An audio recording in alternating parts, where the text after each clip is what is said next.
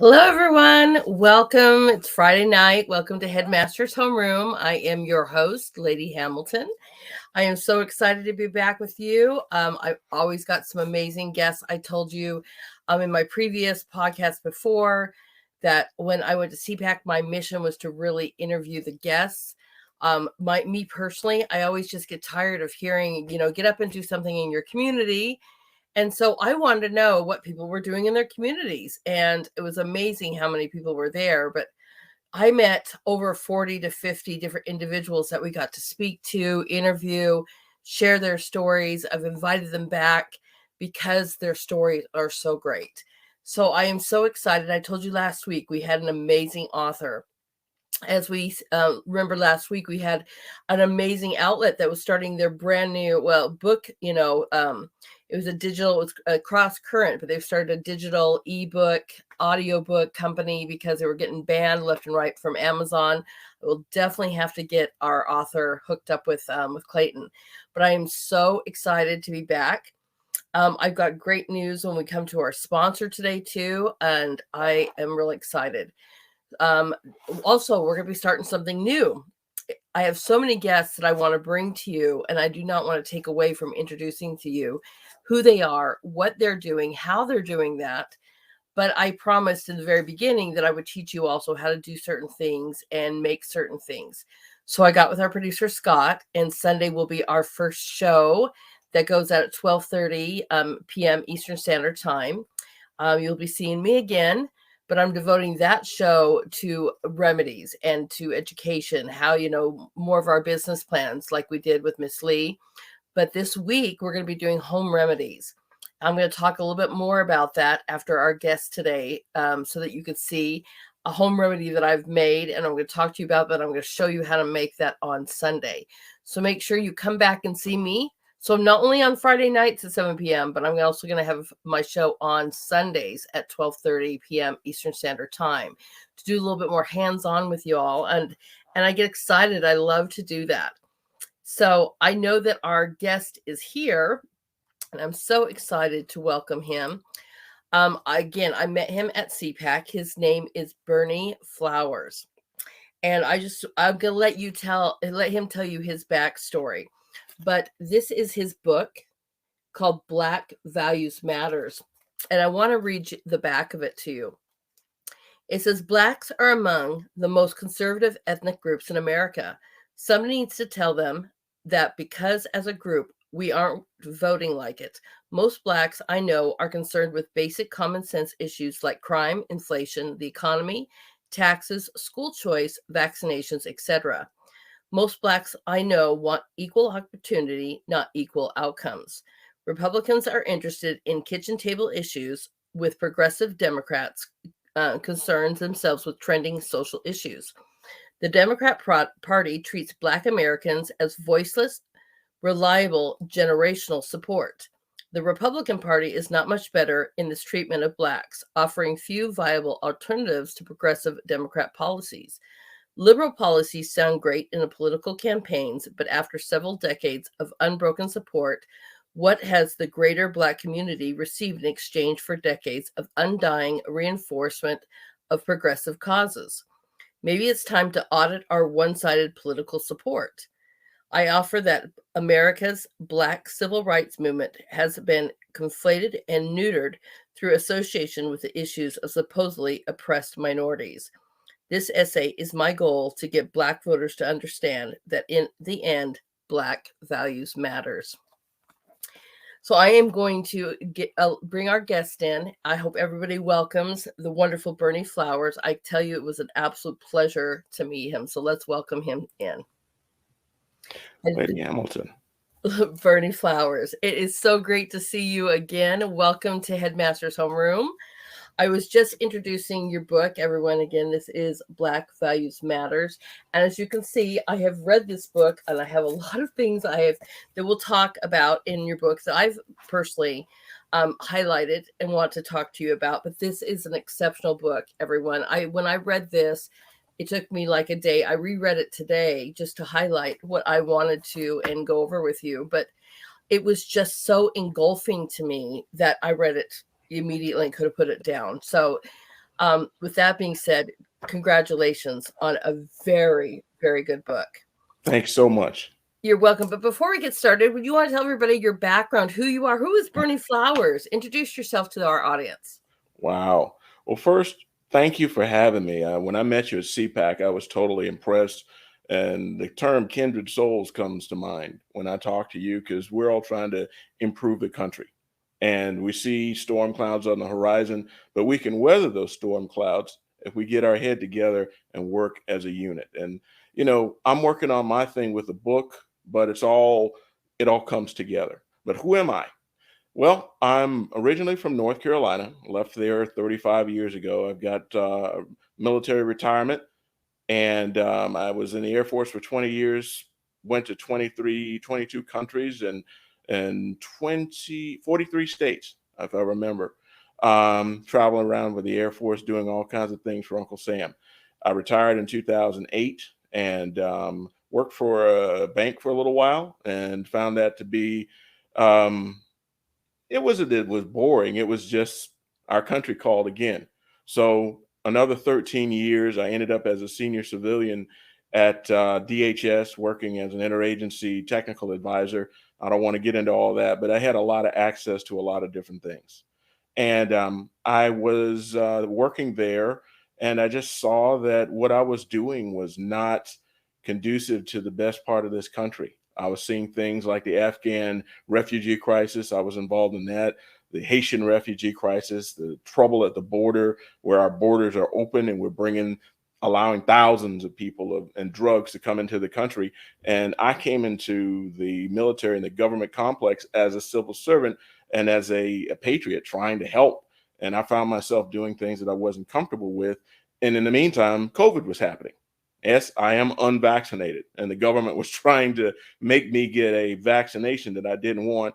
In the meantime, we were working towards trying to defend this country. That's what I was in the business of doing for 34 years. And so I just said enough. I ran for Congress. I did not win, but I had a great time and I met some really good people. And in the meantime, this came to my mind because Baltimore, I live not far from Baltimore. I live in Howard County, Maryland, which is a very affluent county, but 20 minutes away from Howard County to the north is Baltimore, and it is not good. Americans are suffering there. And your main topic, education, I think, is at the forefront of those problems. People aren't being properly educated. Morals are being taken away. Our churches are, I hate to say, failing. And we got to do something about it. So my thought was, okay, let's put these things on paper, prayed about it, and the words came out. I am not that particularly smart guy, but I am led. And what came to me was what you saw in that book, and I'm very proud of it. I'm very proud that the creator decided to choose me as a vessel to carry out his message. And I say some things in the book that people may not agree with, but I don't lie. It's all truth. So that's me in a nutshell. Amazing.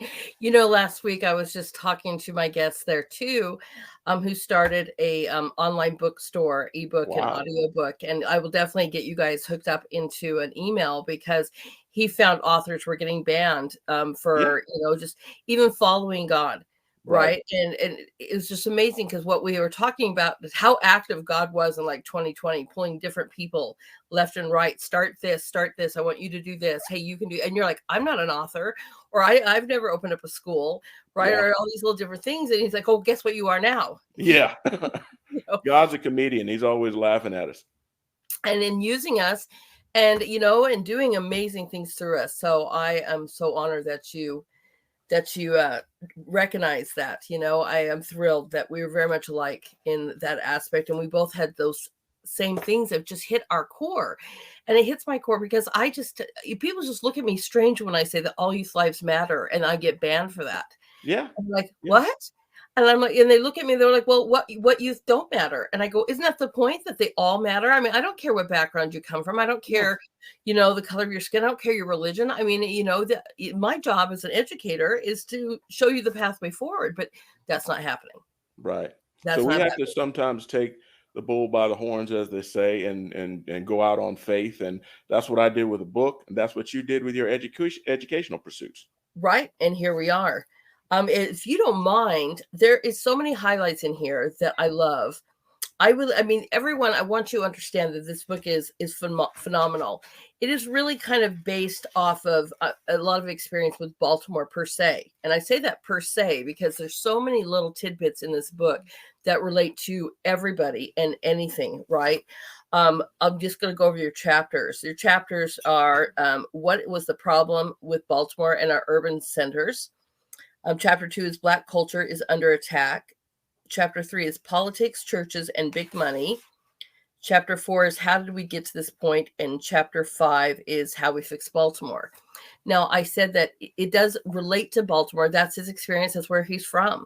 But there are so many, as you can see, everyone, there are so many great things in this book that just relate to our nation as a whole that I have spent time highlighting and marking them so I can let him tell you in his own words, but it's things that just really stuck out with me. Is that okay if we do that? That's wonderful. But if I may, the book Yes. really should be called American Values Matter. And that's the bottom line. We're all Americans.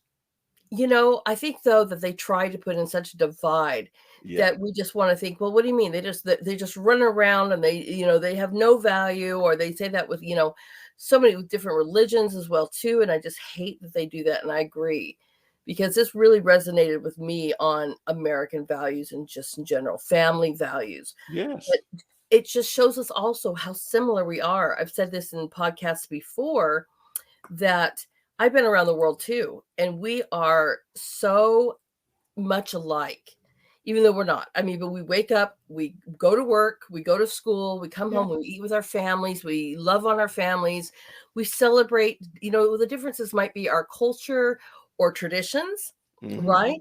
But we celebrate those things, but that's the greatness that makes us different. So why Right. not, instead of dividing us like that, why not celebrate that? Oh my gosh, you have this tradition or you have this tradition, how great it is to learn of each other. But when it boils down to it, we all are so much alike and we care about our families. We love our families. And I I think, like to tell people that the Russians love their children too. right? Yes, they do. Yes, Yes, they they do. do. I mean, I've been to Cuba, which, is a very socialistic, almost communistic place, right? And the same thing. So I spent 3 months there and I've never met people so loving, so welcoming, so inviting to me. I was just Wow. taken in like their own daughter. We got to live at the houses, and it was just amazing. Now, is it a different culture? Sure, absolutely. And is it a different, you can't, there's certain rules you have to go by because it's a socialistic, dictatorship. But when it boiled down to the people, though, they went to church, they Yeah. love their family, they love their neighborhoods, and that's what Right. makes us have things in common. Agreed. Is there anything special you want to say about your book before I No, jump no, into my I'm story? all ears, and I'm just here to answer questions. And again, I was so happy to meet you and Scott. You guys are people of your word, and here I am. You told me you were going to have me on your show, and here I am. I couldn't wait to get you on, honestly, because like I said, it was great speaking with you and hearing your story and reading your words. It's been a blessing. The only thing I really wish is I should have had you sign this book. We'll see each other again. You're not that far away. Yes. All right, everyone. So, there are great things in here. I really encourage you, and I'll have him tell us where to buy this book and everything. I'll let him also make sure that he has a chance to talk about anything I might miss. All right. So bear with us. But there's parts I love. So in chapter one thing that really came out, two things that came out to me. It says emotions can be shared between people like a virus. What is important is what emotions we choose to share. Negativity spreads like a virus. It has spread all over the city and it's not going anywhere soon unless we change the way we treat each other. The common denominator in these stories is that some Black Americans act as if our culture has no values or civility. And that's the first thing that kind of just took my breath away because, especially as we all seem to know about viruses lately, but we don't think about emotions or negativity. And so can you explain, like, especially since you see this in your urban areas, how is that being portrayed in the cities that you have witnessed? Well, I used Baltimore as an example. Our inner cities are very similar, Atlanta, New York, all these places. But the issue is people just have a meanness right now about them. I don't know why. I don't know what's going on. But when you put people in such a cramped environment, there's opportunities for good, but the negativism comes out because people are scrapping for resources. They're scrapping for space. They're riding the subway or the tram or whatever. They're fighting for parking spaces, and it's always a constant fight. And I don't know that humans, or me, at least some humans, some people aren't meant to live that close together. I mean, I grew up in the country, and we were a lot more civil towards one another, and I noticed that when I go into Boston, I mean to Baltimore, the civility just isn't there anymore. And I'm not trying to put those folks down, but a lot of that has to do with environment. And when people are living in such cramped quarters, it just doesn't work out. Now, some people have no choice. That's fine. If you like living like that, that's fine. I'm not trying to put it down. I'm just saying that resources become more scarce the closer people are together. And our government has not done a good job of making sure that people have jobs to go to, good jobs, Right. long lasting jobs. They're more interested in offshoring the jobs that were there and the manufacturing. And so it chips away at the nuclear family. And when the nuclear family does not exist, then you get a lot of crime. You get a lot of people that are not happy, and they're wondering what happened. And when the Obama administration, with Clinton administration, the more progressive administrations, they were constantly over the last several decades offshoring jobs. So people can't get a good job in downtown, and it just adds to their frustration. I agree. I lived in New York City for a couple of years during grad school, and you would think it would be the greatest time of my life, and it was one of the worst time I've ever Yeah, experienced, one of the worst in my life. I mean, I've gone through a lot, but I mean, I see what you're saying. I've seen multiple families live in one apartment because the rent is, starting at like $2,600 a month for a closet, right. and the resource and the food there. I mean, it's so expensive and everybody's crammed. And I wonder about these 15-minute cities that they're trying to Oh create. yeah, Right. I'm like, are we just trying to, communism. right? We're trying to brew this more Hmm. instead of, and then they don't have avenues, or they don't have enough money, and they don't, nobody's telling them, hey, you can achieve this or build this or start this. None of that's happening. And you see It's this much violence. tougher. And yeah, I definitely saw that in New York. And the So 15-minute city thing, oh, that's wonderful for the rest of us. But while the elites fly around in private jets, that is right. not cool. And if we No, allow that to happen, shame on us. right. Right. We have to definitely look into that, use our voices, and Hmm. do what we can, because that's just going to be just like these bigger cities, everyone. And if you think the crime, like, and you can think of Baltimore, I think Baltimore is like in one of the top, if not the top for violence. Chicago's Top definitely 5. there.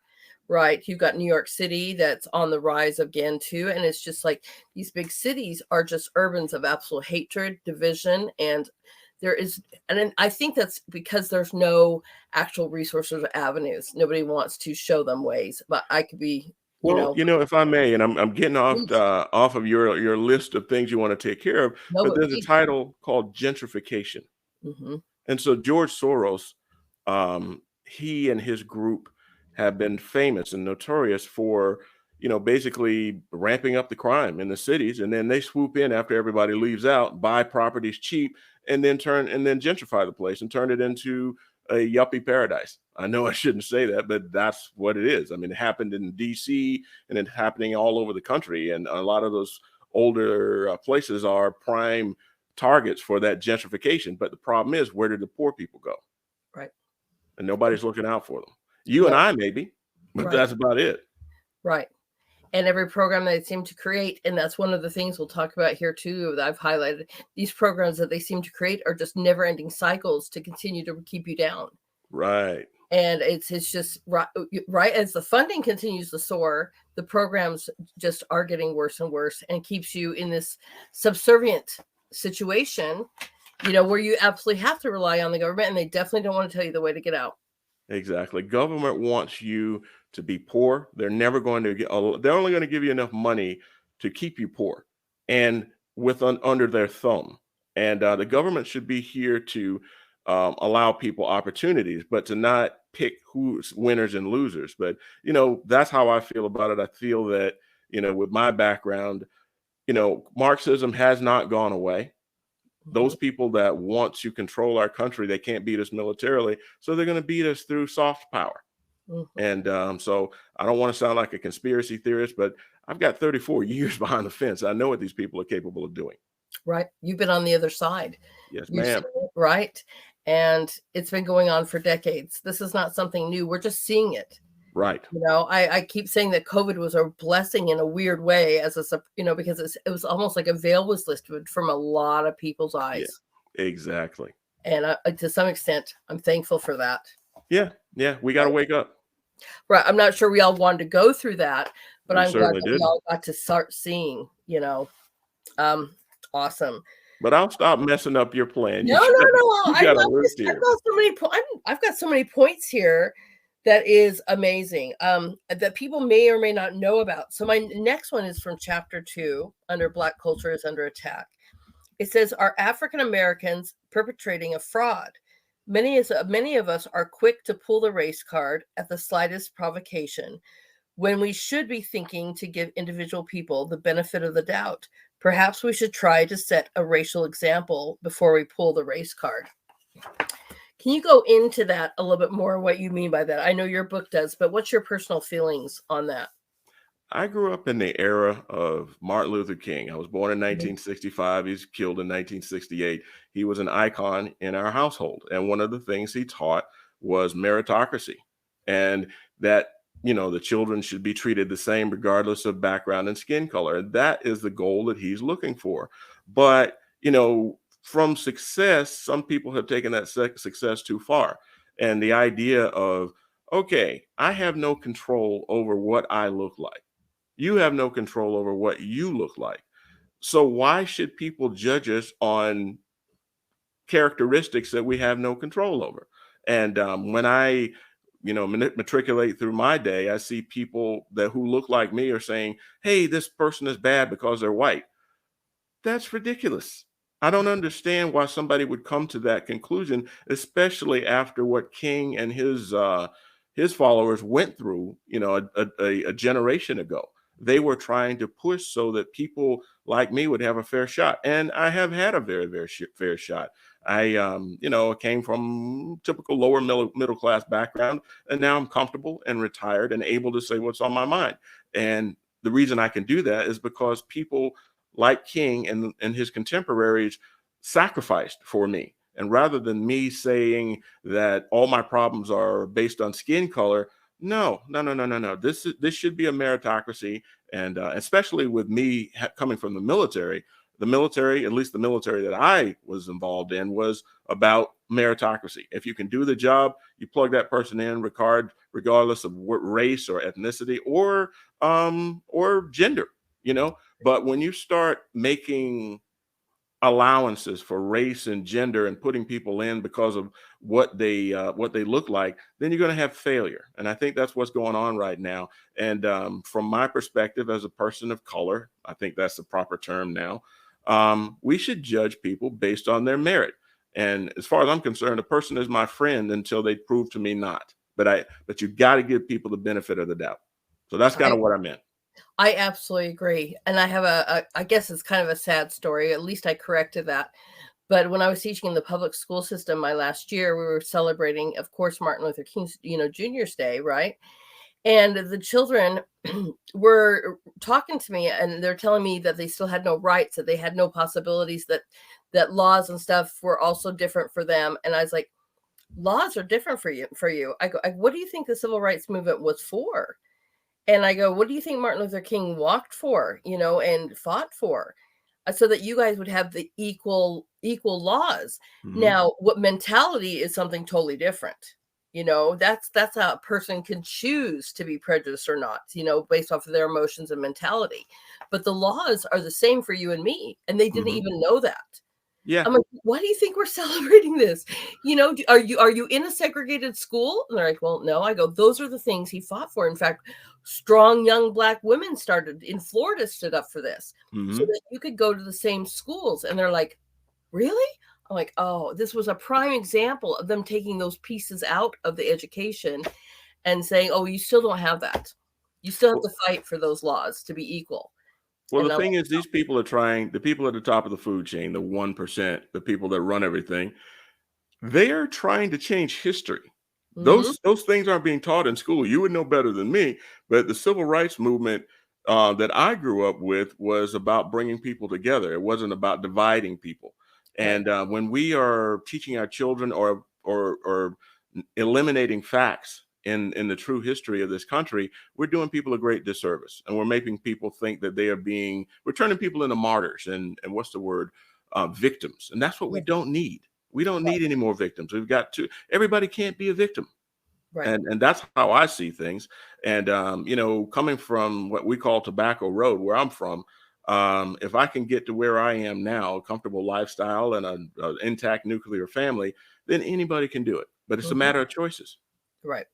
And again, if these are youth, it should be the educational system that shows them here's the pathway forward. Here's where you find the scholarships. Here's where you Right, find the grants. Here's where you open up a business plan. Here's where you learn about a budget or what. I mean, you don't want to do that. Here's how to go to a trade school. right, At least, it should be this. Yeah, as you know, this is one of the reasons I started mine because they don't do that. They don't even teach economics anymore.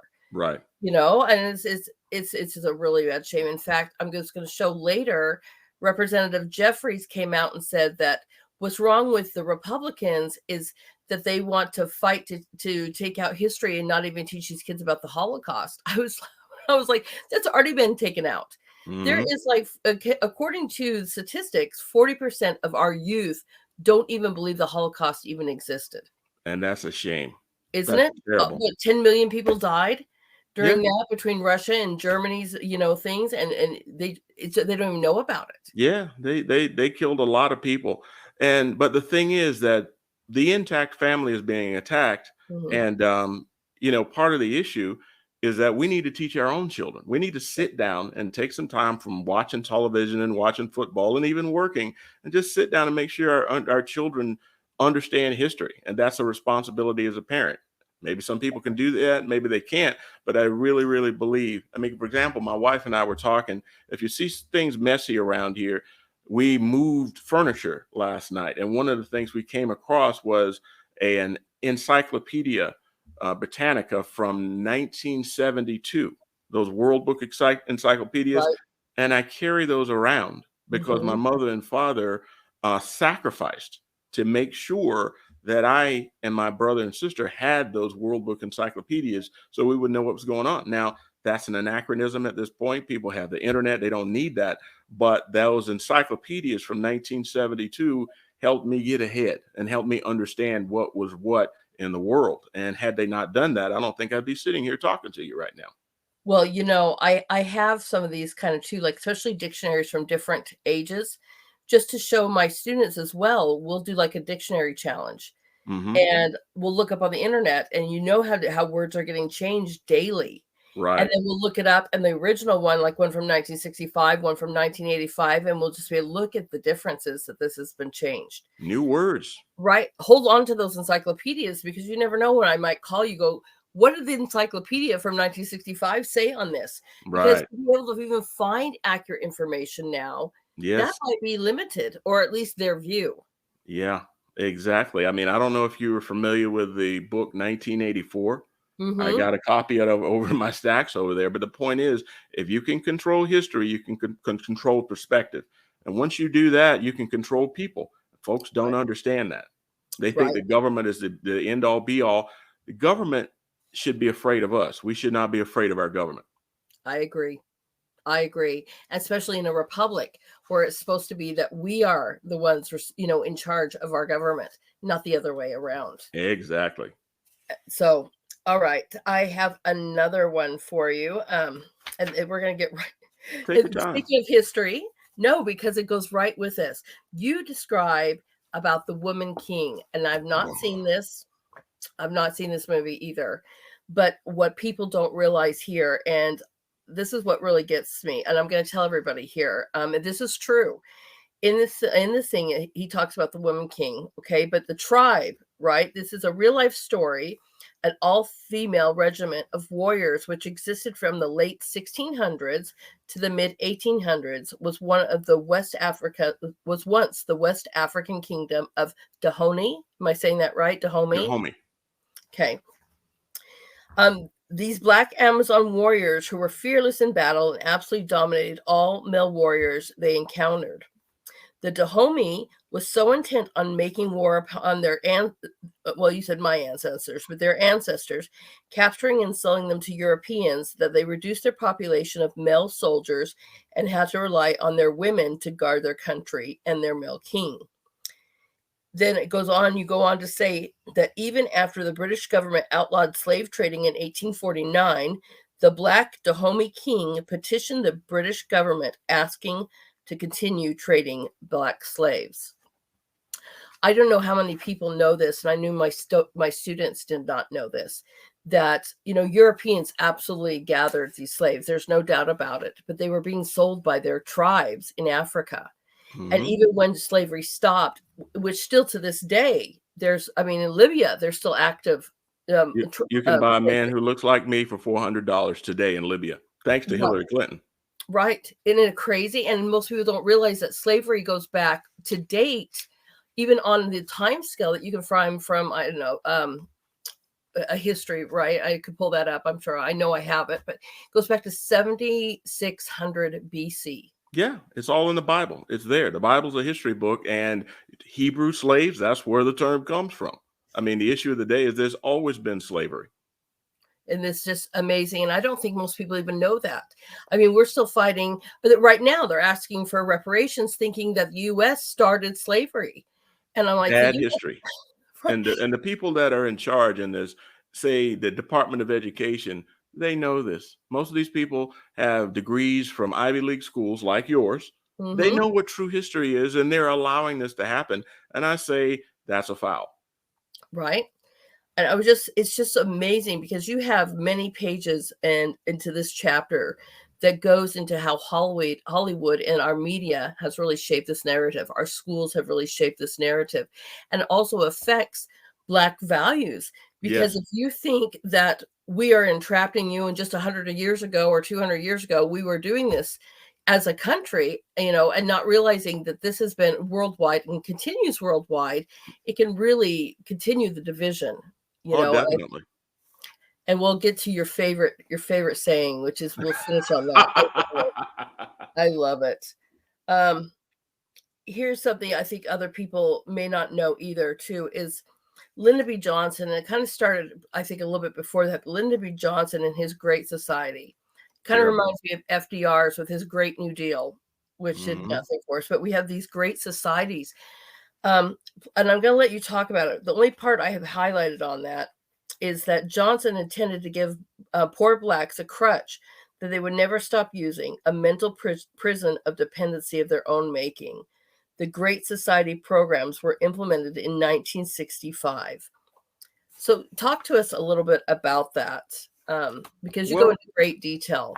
So how did that destroy our families, and what did that actually kind of look like as a nation? Well, the Great Society programs instituted by Lyndon Johnson, who was an avowed racist, he basically wanted to replace the husband in the Black family. He, used welfare, which comes from the Great Society, to replace that income that Black women needed to raise their families. So you divide the family, you make the father look like he can't provide for his own family. And now you have an entire generation of children who grow up believing that their father isn't a good man. And that's how you divide the family, divide and conquer. And so now you've got 2-3 generations later of families who basically haven't had a positive male influence. So that when they see a man around, somebody like me, they're afraid. They only see the negative side. When you hear this term toxic masculinity, well, the government is partially responsible because what they've done is replaced the father in the household. And now you've got, like I said, generations of kids that are unruly. And let's just face it, when a woman, raises a boy, when he gets to a certain point at that age of reason, she's not going to be able to handle him anymore. That's when you need the father around more than anything else. And when that father's not around, that kid's going to look for validation. He's going to look for a gang. He's going to look for male validation to turn just to show himself that he's a man. And if he doesn't get that, he's going to act out. So that's where you get these gangs. That's where you get all this cross-dressing, all the negative things that come from not having a father around.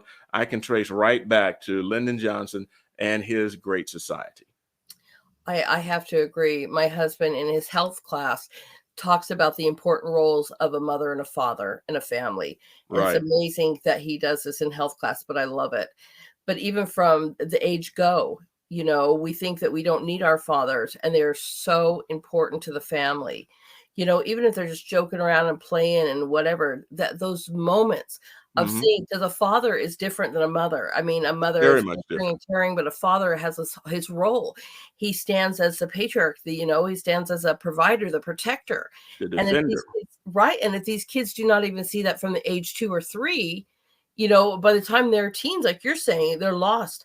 Yeah. So you go in your book about how many young people are incarcerated, and especially Black males, that just almost breaks your heart. What was Yes. the thing that you said, like something like, I know I had marked it.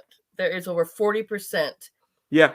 of the prison population. I think it's higher No, nowadays. it's now that stat came from, I think, like 2008, Yes, 2009. It's worse now. But right. the idea is most of those people in prison, male or female, are fatherless. They grew up in single parent households. And, our government seems to be encouraging that by carrying on with all these social programs. What we should be doing is encouraging the nuclear family, I keeping people agree. together. That would solve a lot of problems, and it would be a lot cheaper. Right. Right, and giving him the avenues to encourage that. In fact, I had friends that went through a really rough time. The husband went through he was a mechanic, and he got really hurt on his job, and she went to go get help from the system, right, temporarily until he got back on his feet. Hmm. And they end up having to get a separation so that they could actually get benefits. That's ridiculous. Isn't it? They wanted to Crazy. give him nothing, basically nothing, and she's like, how this is what the welfare program is supposed to be, is help us out until he gets, through rehabilitation. Hmm. They had to legally go through a separation, so they went from receiving like $100 in benefits to thousands just in food. Yeah. I was like, this is so backwards. Our government is not here to help us. No, no, in And the fact, truth is, we've got to, when I say Black values matter, I mean, we've got to get to the point where we get people to the polls and get them understanding that their problem is a problem they created by voting right. against their own self-interest. Right. I try to teach my youth and my own kids and stuff, but my youth in school too, that you really need to judge a person like Martin Luther King. And I have a beautiful painting behind me that references him. But my favorite quote is him is, I want to grow up in a world. I want my children to grow up in a world where they're judged by their character and not by the color of their skin. Amen. And that's what I tell my students. I'm like, you need to look at their actions. Words mean nothing. What are they doing in their communities? What are their actions tell you? Is, because that's going to be who I would vote for, either Hmm. side. Are they actually going to, do something, or are they just going to sit there in Washington, D.C. and continue this battle? There you Most of them, go. I think they do that. But especially when it comes to our local people, what are they doing for your community? Hmm. So I'm really glad that you highlighted this.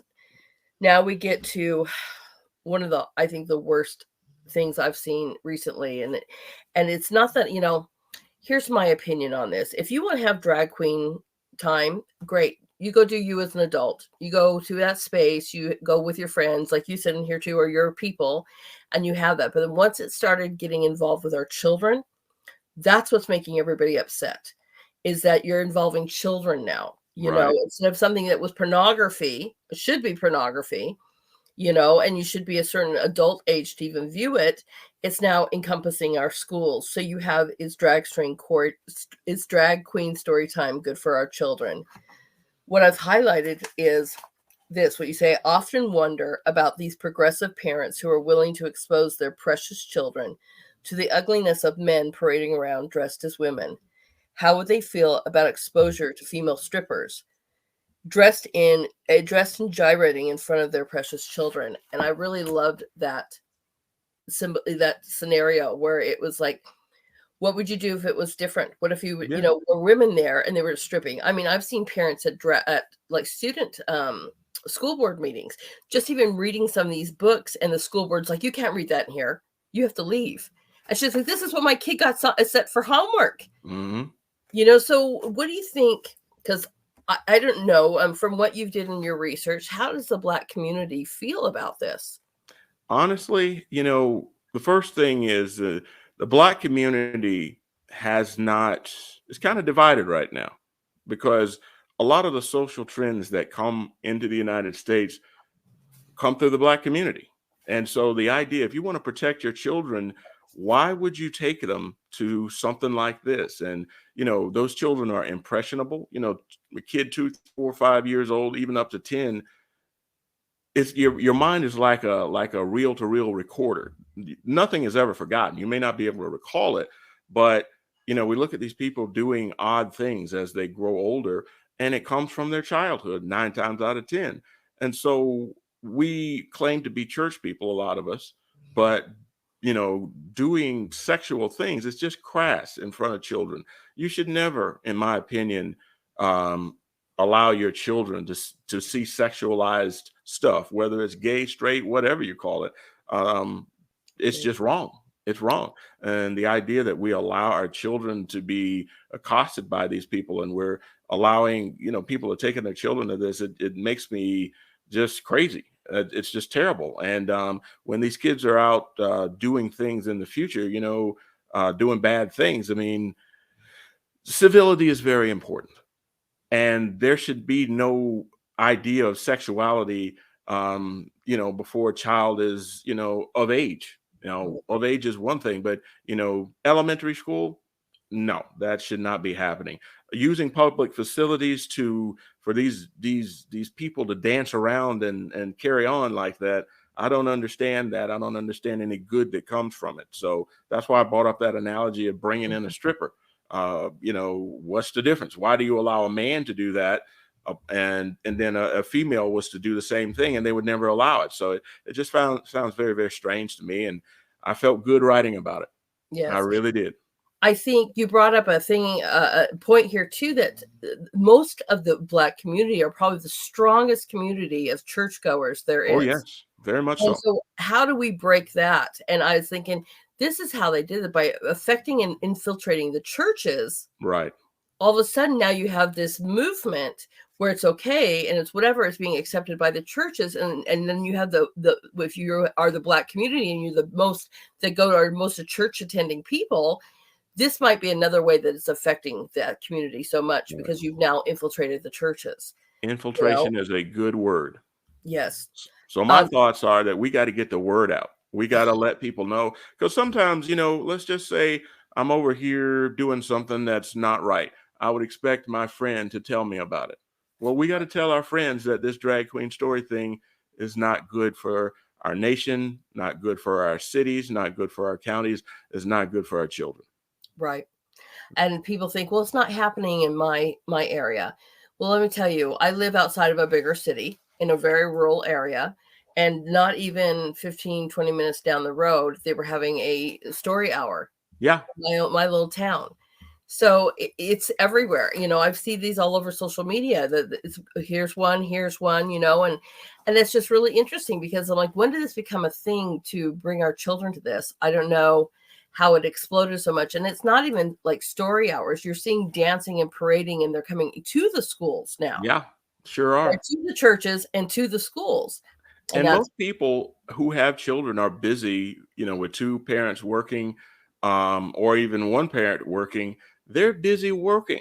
So Right. they are not able to keep up with the curriculum in the school board. They're not able to keep up with all the events that the children have to deal with. And they're the people in charge are doing these things without telling the parents. And that's Right. totally unsat as far as I'm concerned. Right. I had that problem with my own kids too. Before I got to the other side and became a teacher, I was like, what in the world is going on here? Why is my daughter changing so much? And what is influencing her? And how is this happening? And you just trust the school. Yeah. And you think, oh, it must just be, maybe social media, which, absolutely affects everyone, especially our youth. But if you trust them to go to church and it's there, right? Or and you Where can you trust them to go to turn? school and it's there, and Hmm. then you wonder what in the world's going on with my kids. Well, there's a start. Yeah, I remember a story in your state of Virginia where this young woman had been accosted by one of these trans people, and the father was upset. He goes to the school board, and the school board had him arrested. Right, The school board was not on the side of the little girl who was harmed, the right. victim.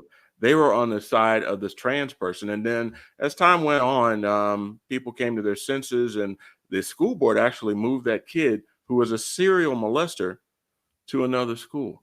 Now, And I it, haven't followed it since then, but I think the father is suing, and I hope that he is very successful. More importantly, I think he should teach them a lesson. right. I think, unfortunately, and I could be wrong, but I remember that they moved him to a school and he did it again. Yeah, And it was like, wow, yeah. right? And so instead of handling this with the child and their parents, saying Hmm. this child has a severe issue, we're just going to say it's okay and protect that child to no end while Right. these other little kids are getting molested, Exactly. raped, and There's an harassed. old saying, the needs of the many outweigh the needs of the few. And right now, the needs of the few are being promoted over the needs of the many. And we got to stop this. Right. I absolutely agree. I absolutely agree.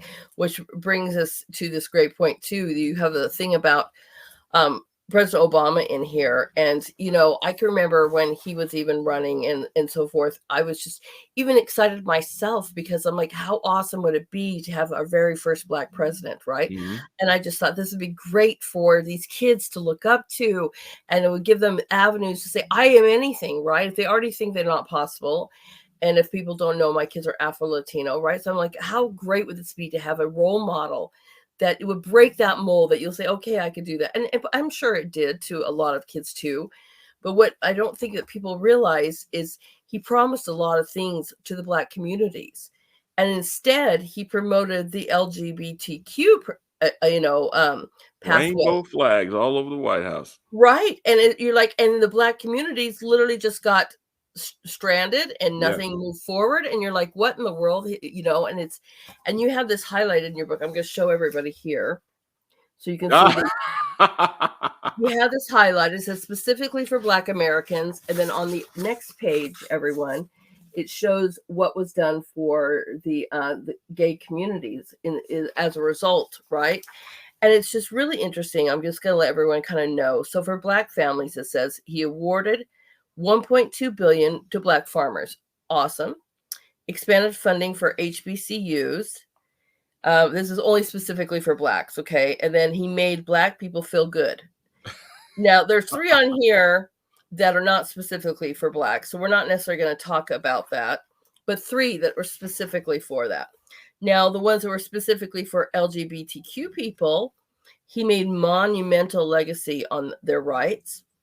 No president in history has done more for the lesbian, gay, bisexual, transgender, and queer rights than Barack Obama.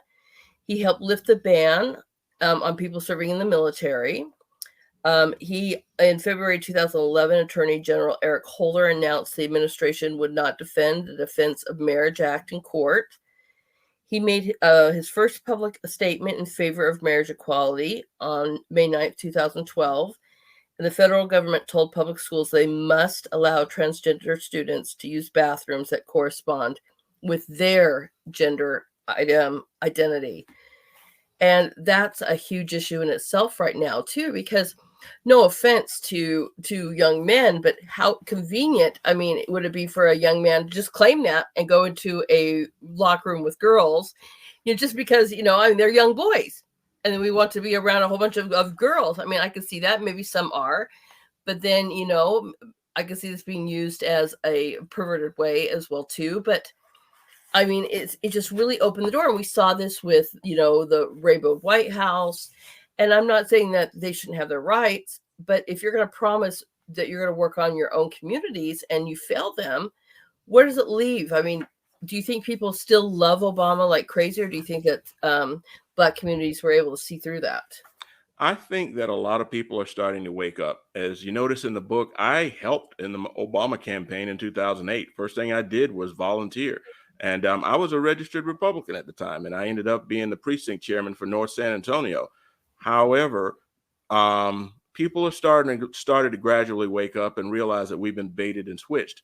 Now, one thing you don't understand, well, maybe not you, but maybe you do understand, but there's a term called sons of slaves. Mhm. My ancestors were slaves. Obama's father was a Kenyan Marxist, and his mother was majority. So he didn't have the experience that I did. So when we elected Obama, thinking that he had the same thoughts as us as sons of slaves, his background was not the same. And so he didn't see things like somebody would see coming from the tobacco fields of North Carolina.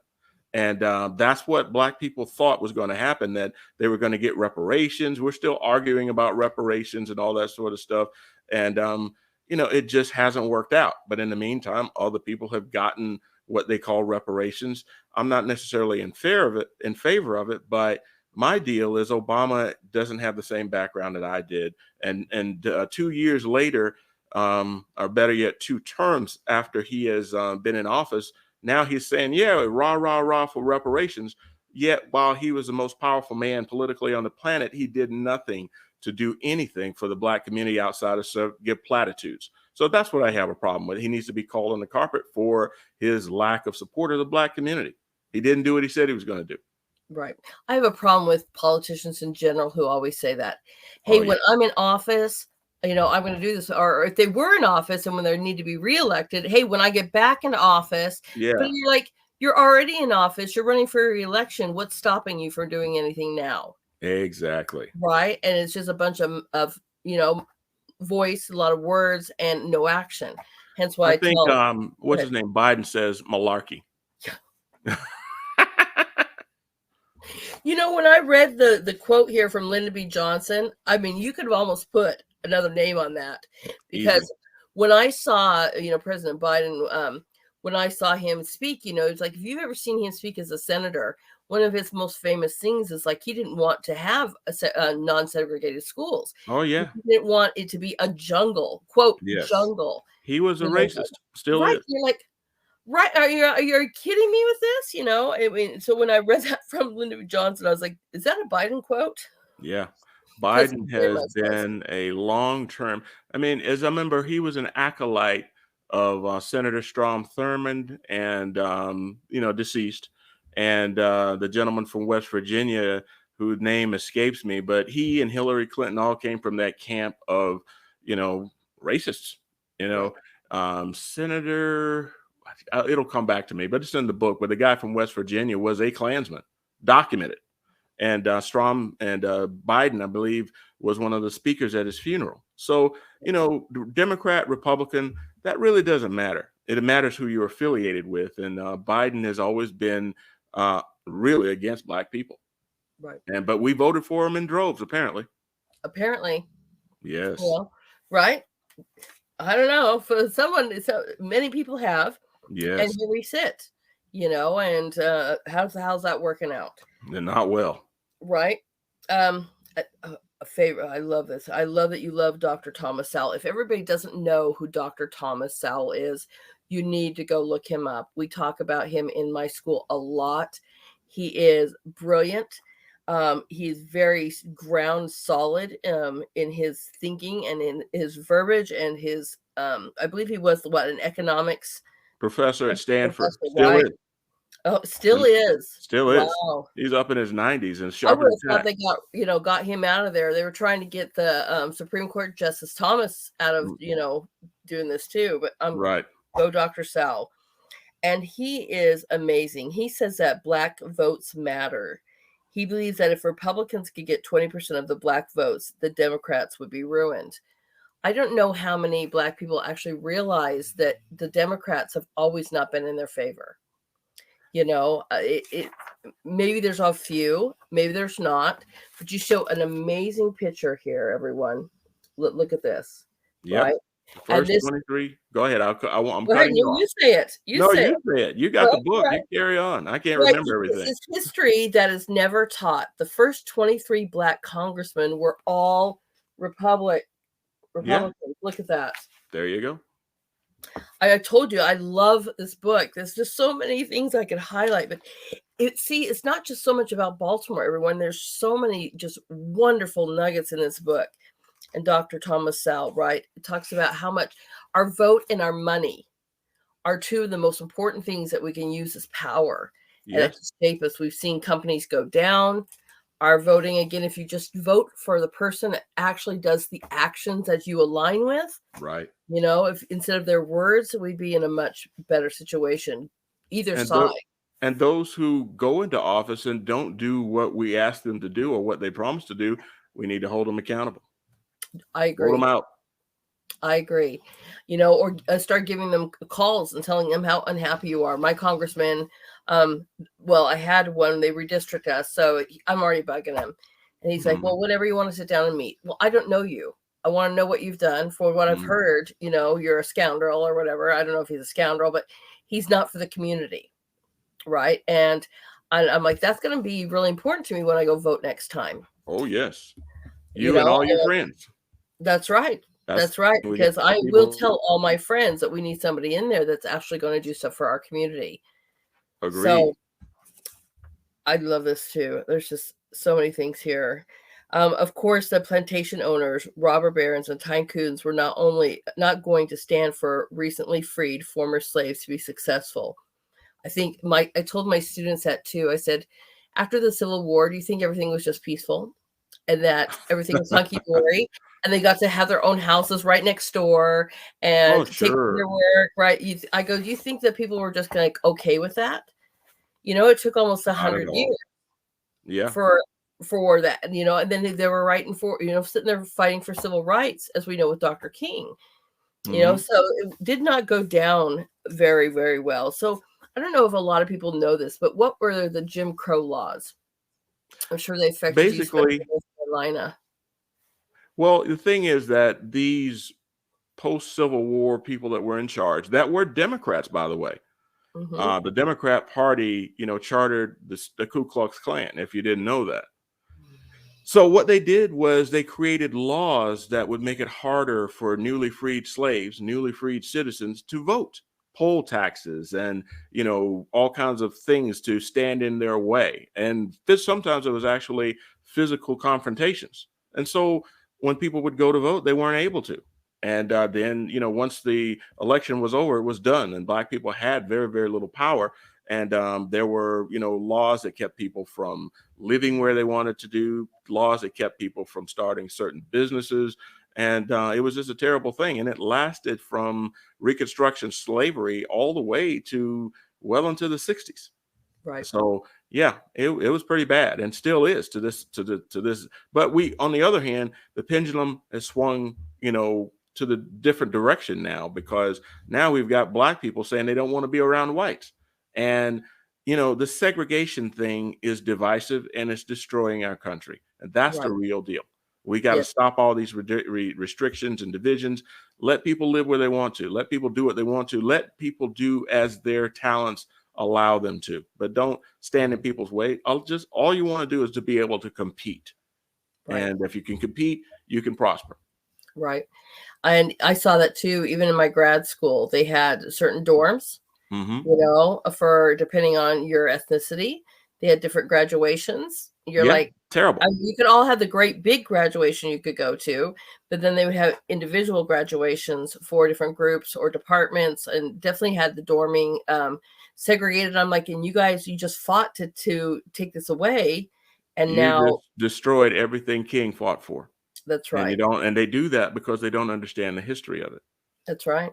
And But it all goes together. I mean, that whole Lyndon Johnson thing, taking the father out of the household, 9 times out of 10 in a household, the father is going to be the person who is the historian. He's going to be the person that teaches the stories to the children, because the moms are too busy doing all the things that mothers do.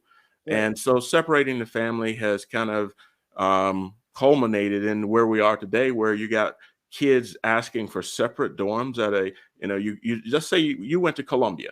Imagine Yes. some kid who is black going to a place like Columbia saying there should be an all black dorm. If you want to go to a black school, there's plenty of historically black universities to go to. Right. Instead, don't go somewhere and expect them to change. That's like what's that woman who married into the royal family? What's her name? Meghan Markle, She right? expects the royal family to change 1,000 years of their history for her. Totally unrealistic. Right. Well, one of my ninth graders, he asked me too, when he was going, and we learned about the 13th, 14th, and 15th Amendment. He goes, why did it take 3 amendments just to give Black people the right to vote? And he goes, why didn't they just revert back to the Constitution, where all men are created equal? It's like, it's a good point. Yeah. Because like all they had to do is say, you know what, you're right. All men are created equal. All men have the freedom to do this. And I mean, I think our declaration meant, people who were citizens of our country when they mean men, but they could have really just revert back and said, hey, guess what? You already had that right. We're just going to give it to you. But most people don't have time to read the Constitution, to tell you the truth. We were born in this wonderful country by an accident of God. Well, maybe not an accident, by the grace of God. And we don't understand, a lot of us, how blessed we are. I mean, there are people who are, living in places where they have to walk a mile just to get clean water, walk down a hill from where they live. And then they got to, their primary task is to carry water up to their house. And most of us have running water at a tap. It's crazy. Or digging lithium out of a mine, or working sun up to sundown, in some sort of some farming situation that is not to their benefit. So we just need to take our blessings and like my grandmother used to say, count your many blessings. Right. And I saw this firsthand, not only in Ethiopia, but also I saw this in Cuba. I spent more time in Cuba than Ethiopia, but you had to go get your water. Yeah. They had water coming out of the taps, but you couldn't even bathe in it, right. And let alone drink it.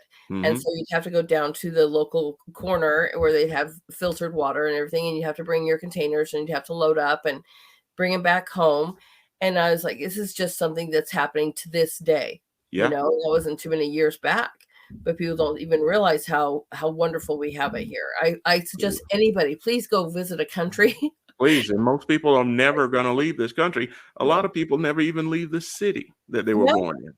And then when you watch even documentaries about Cuba, it's all about, Party Central and the beaches and whatever, you don't really see that you're carrying water and you live in absolute poverty. You make $35 a month, and you're barely able to make it. You're like, in the world. But this is very much how a lot of other countries are, not every one of them. But, again, off to Cuba and the socialistic country that they are, yay for them. But it's horrible. It's horrible. I love this. All right. So let's look at this next point. There's so many. This is so good. I love this too. It talks about our schools. And this is, obviously something that's close to my heart. It talks about Baltimore City's school systems, yet we continue to follow the same failed path that is producing high school graduates who cannot contribute to society. I think that's the plan. Yeah. I think if we are reading now things about IQs being lowered. Yeah. Lowered. And it's just, every generation, it seems like it's lowered. And then we don't want to teach them any foundations of math or reading. That's hard. Right. If you can't read, one thing I admire about Cuba, is when Fidel Castro took over, one of the things that they initiated was for everybody to learn how to read. And they had the youth go and volunteer and literally live in households and taught everybody on the island how to read. Now, whether you agree or not with that, I do agree with that, because if you don't know how to read, you're subject to somebody else telling you what that says or what that does. And you're just going to go with, okay, yeah, whatever, because you don't have the comprehension. One of the founding fathers, I think it was Jefferson, said, a democracy requires an educated populace. And if folks are not educated, they can be hoodwinked, fooled, taken advantage of. And that's what we got as it really isn't about black, white. It's now about have and have not. And that have and have not is based on the ability for some people to be able to read and participate in society. And if you can't participate in society, you can't go very far. That's right. And even when I was teaching in the public school system, I physically saw my students getting pulled out of math classes and English classes to go to social emotional learning classes. Now, if you want to have that in your school, then okay, that should be an elective, but you should never be taking them out of their foundation classes to go No. and see those. And this was happening almost daily. There you go. And you're like, how are they ever going to learn the math then? Well, that was not their problem. We're just going to give them a PE, or we're just going to pass them along because no child left behind. Mm-hmm. And then when I was dealing with my high schoolers, they go ask some kid to give you change and count that back. Can't do it. Ask them to tell you what time it is on, not a digital watch. Can't do it. No, they couldn't even read. We were doing Fashion Week, and we're looking at all these, and we're looking at the most expensive things, the crazy stuff. And there was like a pair of Nike shoes over $10,000. And I go, look at that price. Somebody tell me how much that was. And I would get like 1000, or I expected 10 grand, something. They couldn't even tell me the number was 10,000. It's terrible. Like, and it's getting worse and worse and worse. That's why schools like yours are so important, because you give people an alternative. Every better homeschool, but a lot of people don't want to send their kids to public school. So you give them an alternative in the middle. And I've been, passing on your information to buddies and Moms for Liberty. I don't know if you've heard from them yet, but there's a lot of people that are interested. Very nice. But I think, thank you very much. I appreciate that. But I don't think people understand, and you point this out in your book, I'm so glad you're aware and awake to this, that the teachers' unions, he calls them the teachers' mafia, and the U.S. Department of Education redistribute billions of taxpayer dollars into our failing public schools across the nation. I did a podcast which went over all these different title programs. And they just don't stop at 9. I mean, the school system's like 1 through 9, but we know Title 42 is the border. But these title programs, this is your federal government's money. And all of our taxes now go up into the Department of Education and the teachers' unions, and then they redistribute it to our public schools. So it's not even like we're in charge over our local taxes that we donate to our schools anymore. And that's good. They redistribute our wealth, and that sounds like communism to me. Hey, can I step away just a second, take a bio break? Yeah, be right back. You want to put me on mute for a second? I will do that. We'll just remove him for 1 second, give him a break. I understand that.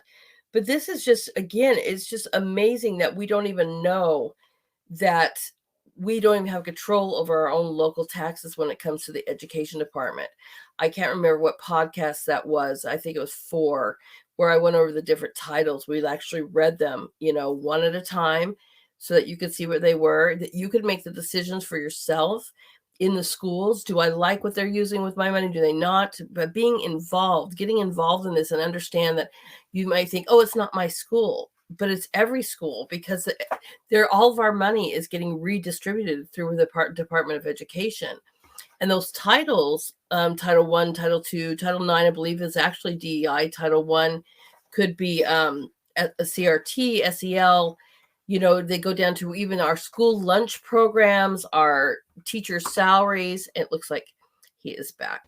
So it's very important that we get, parents, that you get involved in your school, just even find out what they're funding. And I love that you talk about this, and you talk about school choice.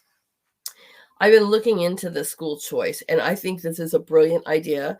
You talk that roughly $22,000 per child is spent on a kid's education. $22,000. Yeah. And this is our money that we're putting into this, everyone. But what I have found so far, at least in our state, is the money's going actually back into the school system, and parents can take a tax credit. Well, if parents could afford the private school to begin with, it wouldn't be the issue. But school choice is that money is supposed to follow the student. So I want you parents to make sure that you are looking into your states, if they have that. Does that money actually go to my child? Because according to what I'm hearing from my congressman, another reason I'm meeting with him in person is because I'm like, this that makes no sense. You got all this extra money, and it's going back into the local schools, but the kids can't use it. Exactly. That's ridiculous. How's that school choice? It's not. My husband brought this up. He goes, if parents did school choice, our public schools would go bankrupt. I'm like, well, that's not bad. Well, and that might be true. Let's let them compete. I would like to see, at least in the Baltimore schools, maybe a pilot program where you just take a neighborhood, maybe a 2-block area, and say, okay, we're going to give you guys school choice. Let's see how it works. And if it works, great, expand it. If it doesn't work, then you kill it. But I don't see anybody willing to make that take that experiment. Right. And I don't see, well, I have obviously got to get the word out a lot more, but they may not even know about people like me, and Right. We I got to get fix suppressed. that. I get suppressed like crazy, Oh, I can and I imagine. was You just, are a threat to the establishment. that's what my You're a board, renegade. that's what my board says. They're like, you have to understand you're completely going up against the Department of Education, and they do not want that. There you And go. You're they, taking away their jobs. right. So you guys fight for that student choice, but actually find out exactly what that means to your state. And if it's not giving your students the funding or your child the funding, call your governors. Call your governors who put it into order and say, this is not what you said it was, and call them on their crap. Yes. It's your money, and there's power in your money. There really is. And if the public schools go broke and they're, the students aren't there, then maybe they have to rethink what they're actually teaching. And there's power in the pen as well. You're reaching out to your congressman. You can write articles in your local paper, get out and do blogs, that sort of thing. Just get active and let people know that you're not happy. And I will guarantee you there's other people who feel the same way that you do. That's right. Well, one thing I learned about even being at places like CPAC and Hmm. interviewing guests is they want us to feel alone. And I've asked every single one of the guests that we talk to, you and I too. I mean, don't you feel like you're completely alone in your community, or they Yeah, want you to feel that way? they want you to feel like that. But then And you you're go to not. and you're not. You go to these events and there's like 5,000 people there, and they're all doing something amazing, Right. and you're like, I mean, we even saw the little kids doing stuff amazing. Hmm. And you're like, wow. And that's so uplifting to me. Maybe not, people that were there for the political speeches as well, but for me, getting to know the guests that were there and hearing all these amazing things that they were doing in their communities gives me hope and makes me feel like, we're all fighting to bring a better America. And that's the point. There you You know, go. If we don't do it, nobody else will. that's what I say. That's what I say. You had some questions on here that I'm hoping that you'll answer, because you said, consequently, how do we get politicians to understand the people of Baltimore? Now we're just going to say people of America, Hmm. to be proud Americans who deserve to live with dignity, safety, and respect. How do we get people to take active control of their lives? So what is your suggestions on that? We gotta get involved. I mean, it's easy for me because I'm retired. I've got some free time and I've got a motivation. And my motivation is to make America and especially the inner city a lot better. But how do you do that? Rather than sitting around, for example, in my case, I used to love football and I still do. But when I stopped watching it, I realized that I had a lot of free time on my hands, 3 hours on Sunday afternoon or 3 hours watching basketball or whatever I was doing. The point is that that free time could be used to get yourself socially involved. And you find people like you, like yourself, who feel the same way you do, and then go to that school board meeting. Go to that municipal meeting that nobody knows about. I just wrote an article in one of the local papers. There was a controversy about the misuse of a public facility. And I wrote an article and got it published. I could send it to you, but the idea is that you got to get involved. Find a place to get involved, and there's no starting point, there's no ending point. Just take your positive energy and apply it to the situation, and you'd be surprised what you can get done. Isn't it amazing? I Yes. mean, people don't understand, or don't know, I shouldn't say understand, but they don't know certain things exist. Our local libraries, everyone, you can get the conference rooms and do amazing little events for free. It's Yes. how I started my very first nonprofit called Servicio. And I just worked with the youth. I showed them how to do volunteer work. We did arts every once a month. We taught, and we had a literacy thing where we called We Read. And I literally had the high schoolers standing there reading to the little kids, like a story hour. Hmm. And not only did it help with presentations for the high schoolers to get rid of their fears, but these little kids loved it. And I was like, nobody's going to judge you here. These little kids are just so happy that you would read to them.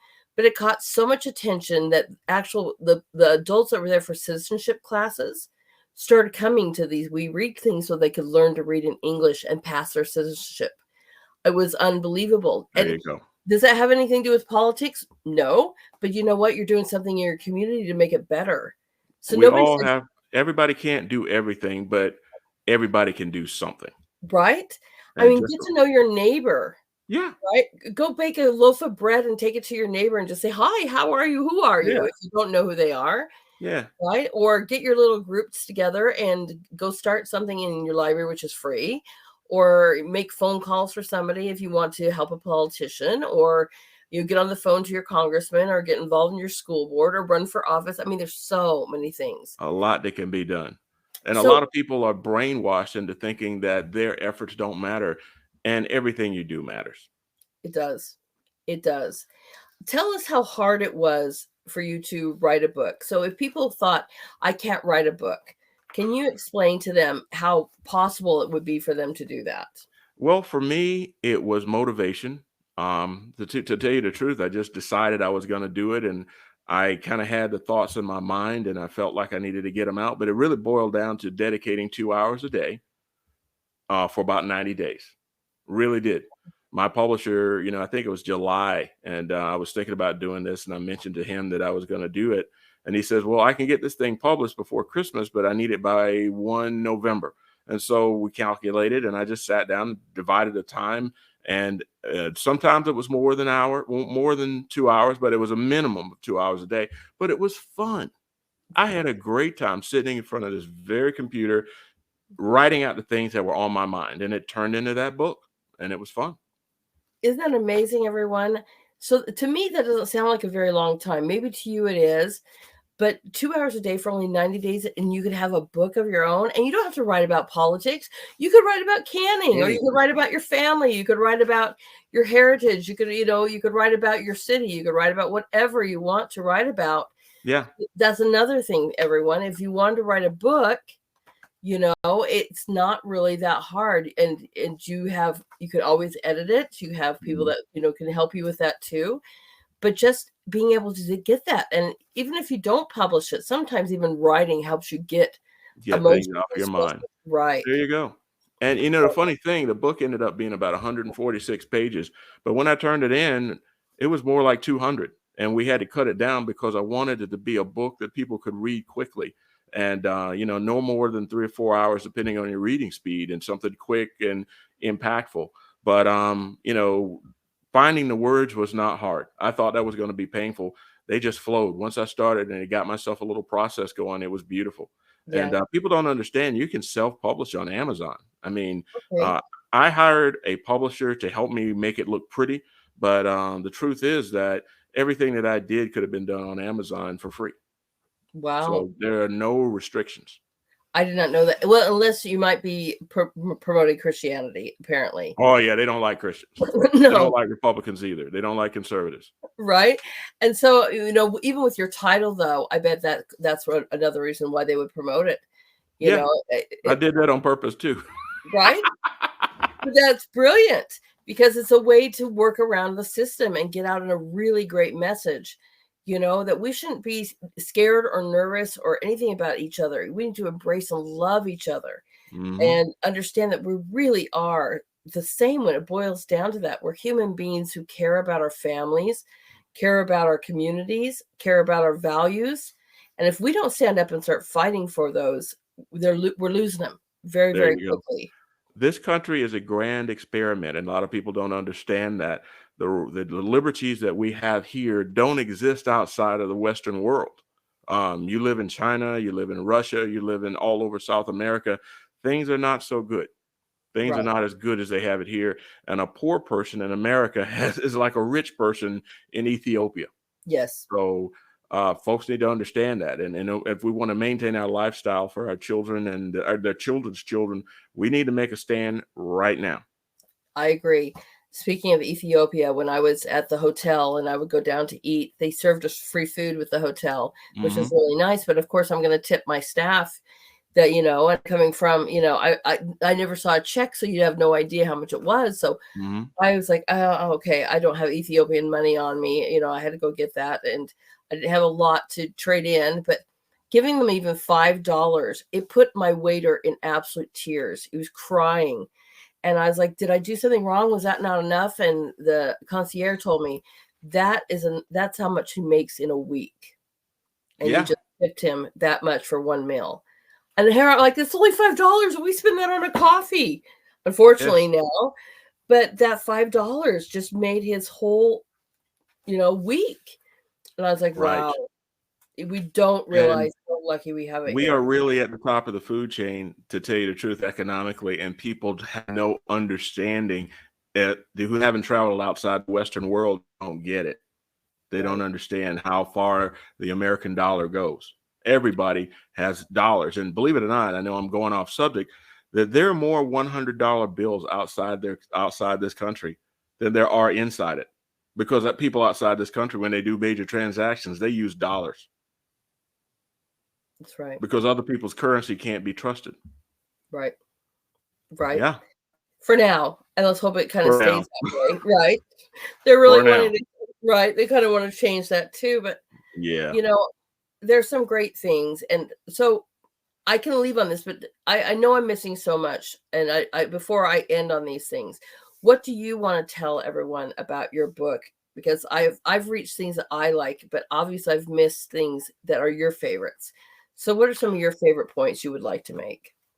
Well, the main thing for me is that people need to understand we need to bring our country together. All this division is not good for us. And if we want to survive and we want to maintain our country for our progeny, we need to come together and we need to treat everybody, especially those in the inner city, as Americans, not just as, oh, those people live in the city, we don't worry about them, because their problems will become our problems outside in the country and in the suburbs. It's going to be everybody's problem. Fentanyl, lack of jobs, poor education, all those things are spreading all over our country in a negative way. And we've got to stop it. We got to put a halt to it right now. So I that's kind agree. of what I want to take away. And yeah, I use the title Black Values Matter, and it kind of stole a little bit from Black Lives Matter, but I did it for a good reason. So I'm very happy with the book. I've got nothing but effusive praise, and I'm just thankful to be a vessel for the Creator. And that's what I do too. I mean, before I start even my show, before I start my day, I always go to the Lord and say, please let me, speak for you, or not for you, but let you speak through me. Let me be a good example. Let me be able to have the right words. But most of all, I'm grateful. I'm Yeah, grateful that you're using me as a vessel, or you're helping me reach the youth or other people, and making those connections to show that, again, we're supposed to love each other. we are. And I love it because we talked about this too, but your famous line in here, everyone, is, it says, united we stand, divided we fall. And that Right. is so true. And we Uh, have to find a way to unite to be the voice of America, before we lose our rights and lose our country. mhm. But my favorite thing on here, in fact, I'm even going to end my show. Do you know who Kirk Franklin is? Very familiar. He has a song, and you finish your book with the same thing. And it's talking about how we need to smile. Yeah. It says, we must make people smile. Has anyone ever mistreated you while you were smiling? Only a sociopath will smile at you while they are harming you. We need to bring more smiles to the city. Those smiles, simple as they may be, will serve to change people's attitudes. Those smiles will empower the good people and disarm the bad people. Studies show that smiling disarms people. Just a simple smile, can change the direction of the city, and the smile costs nothing. This is so true. Something I started a few years back, almost, I think, a decade now. Everywhere I go, some workers got a name badge, right? And Mhm. I decided I'm going to start noticing them. And I'm in the checkout, and I'll just say, thanks, Sue. And they'll smile at her. Thanks, Sue. I hope you have a great day. First of all, they look like, how did you know my name? Mhm. Right? But it makes them giggle that you call them out by their name and you said thank you and you have a great day, and they just don't even Yeah. know what to do with that. And next thing you know, you might start a conversation, or they might see you the next time and they're just like, you recognize me. And it costs nothing. Nothing. When I Nothing. met you, you were smiling. You didn't know me from Adam. No. And I think it was Mary Phelps that introduced us, and you were smiling, and I think I started smiling, and next thing you know, we're on the podcast together. right? Yes. Because it's just about coming together, because we all really love our nation. We love you guys. And it's really anything we can do to bring you hope that we're doing great things for our community. We're fighting for our communities. You can do something for the community. And we need to come together and just bridge that center of love we have for each other and just say, you know what? This is who we are. And America wants our freedoms. We want to stand united, and we want to continue loving, our Father in heaven, and have our rights. But if we don't even realize that we're on the same team, it just will never, it's going to keep on dividing, and we need to stop that. We need to be on the same team. Do we have differences? Sure. Of course. That's what makes things great. There you have it. But you have to meet in the middle and be able to listen and hear each other, debate that. I mean, that's what this country was all built on, is to be able to find common grounds and move forward together as a unit, a team, a family, and I love it. I love that smile. I love to make people stay. On my normal email, it always, my saying is, be the reason that someone smiles today. I don't know That's if you kind of knew cool. that. I may just use that if you don't mind. No, I don't have it on my Liberty or Rise email. I need to, but on my other ones, I do. I've always said that. Just be the reason that somebody smiles today. There you go. Look at their name. Tell them thank you. Tell them have a great day. Have a little bit of civility. I mean, civility and smiling go a long way. That's right. That's what we got to do. I love that you ended your book on that. It inspired me so much to end my show today with Kirk Franklin. And if you've not seen that video, go look that up again, watch it again, Bernie. I mean, it's just amazing. I've got another about half an hour, but I will be ending the show today with Kirk Franklin's smile. Outstanding. Yes. So anything else you want to tell us? Let's talk about, how do they get your book? Oh, and if they wanted to reach out to you per se, how would they do that? Well, first of all, to reach the book, Amazon.com, and just type in Bernie Flowers, Berney. I spelled it differently than IE, like Bernie Sanders, because I wanted to stand out. And you can get it on Amazon. We just finished 2 weeks putting it on Audible, so it should be hopefully within the week available on Audible so people can listen to it. And now we're working on putting it on Kindle. And so any pretty much medium you can type in Bernie Flowers, it'll pop up within about a week or so. But you can get it, the paperback, right now on Amazon.com. And as far as me, I'm on social media, on Facebook and LinkedIn and Twitter and all that other stuff, and Gab and Getter and all these stuff. I'm learning more about social media than ever. And it's kind of funny, in my previous business, I was told, don't be on social media. And then a year later, I'm all over it. So I'm gaining followers every day. And the message is the same. We got to have some unity for people in the conservative world, because otherwise we are under attack. But you can find my book on all those outlets and platforms. And we're just trying to get it out to everybody we can think of.